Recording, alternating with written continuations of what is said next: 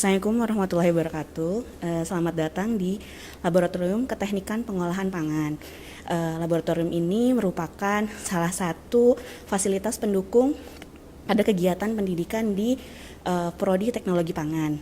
Nah, di Lab KPP ini, Kepala Lab yaitu Pak Nandi Sukri, SPI, MSI, dan saya sebagai pengelola Pranata Laboratorium Pendidikan, Feni Windarningsih. Di lab ini lebih banyak kegiatan yang berhubungan dengan instrumen maupun alat, di mana lab KPP ini melayani 3 kegiatan, yaitu 1, pelayanan pendidikan, penelitian, dan pengabdian.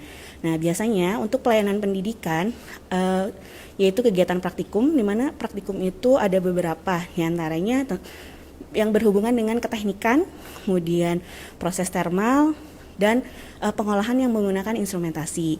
Nah, untuk melakukan kegiatan di Laboratorium Keteknikan Pengolahan Pangan ini, mahasiswa terlebih dahulu harus membuat surat pengajuan untuk menggunakan laboratorium ini, di mana pengajuan ini harus dibuat dan ditandatangani oleh pembimbing, kemudian kepala lab, dan di-ACC oleh ketua prodi.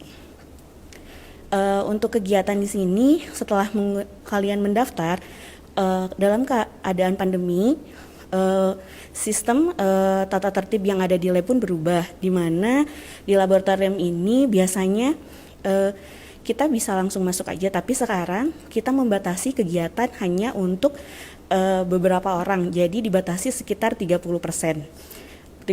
kapasitasnya, di mana mahasiswa yang terdaftar juga harus terjadwal dan kegiatan yang pasti.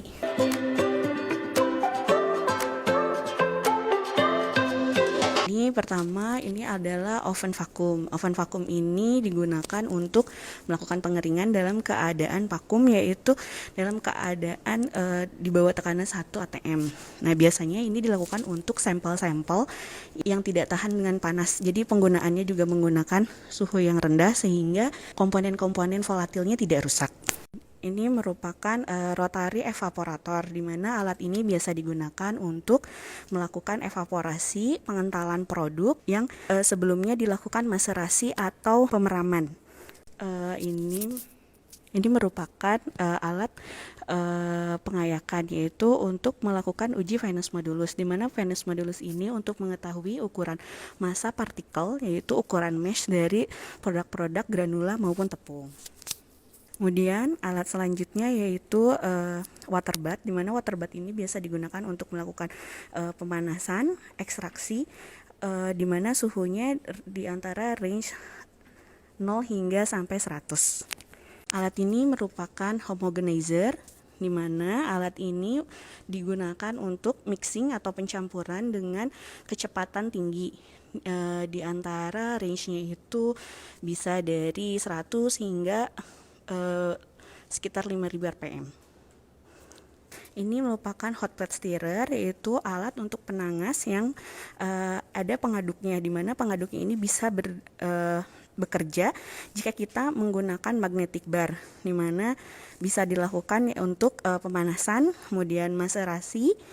Alat ini merupakan refrakto ABBE, di mana alat ini berguna untuk melakukan pengujian kadar gula Brix pada bahan, kemudian ada pengujian yaitu total padatan terlarut. Alat ini merupakan cold plate stirrer, yaitu untuk melakukan mixing di suhu yang rendah, yaitu suhu antara 0 hingga minus tertentu. Nah, alat ini sama dengan hot plate sebelumnya, yaitu prinsipnya bisa melakukan pengadukan jika kita menggunakan alat bantu yaitu magnetic bar. Alat ini merupakan oven biasa, berbeda dengan oven sebelumnya yang menggunakan pompa untuk dalam keadaan vakum. Oven ini digunakan untuk melakukan pengeringan. Alat ini merupakan freeze dryer, yaitu alat pengeringan dengan suhu rendah, di mana biasanya digunakan suhu untuk pengeringan di antara minus 55 derajat Celcius dalam keadaan vakum. Ini merupakan neraca analitik. Alat ini biasa digunakan untuk menimbang sampel, kemudian bisa juga untuk analisis pengurutan berat kadar air dengan pengeringan oven. Ini merupakan alat humidity chamber, yaitu alat untuk penyimpanan. Biasanya digunakan pada penggunaan analisis umur simpan, di mana alat ini bisa diatur suhu dan RH yang diinginkan untuk penyimpanan sampel. Alat ini merupakan spektrochromometer, di mana spektrochromometer ini digunakan untuk melakukan pengujian warna. Di mana pengujian warna ini ada parameter L bintang, A bintang, B bintang, di mana L itu lightness, A itu untuk kecerahan cenderung kepada merah, dan B itu kecenderungan kepada warna hijau. Alat ini merupakan biofermentor, di mana alat ini biasa digunakan untuk kegiatan bioproses, pembuatan yogurt yang bisa diatur nutrisi dan pH yang diinginkan pada produk akhir.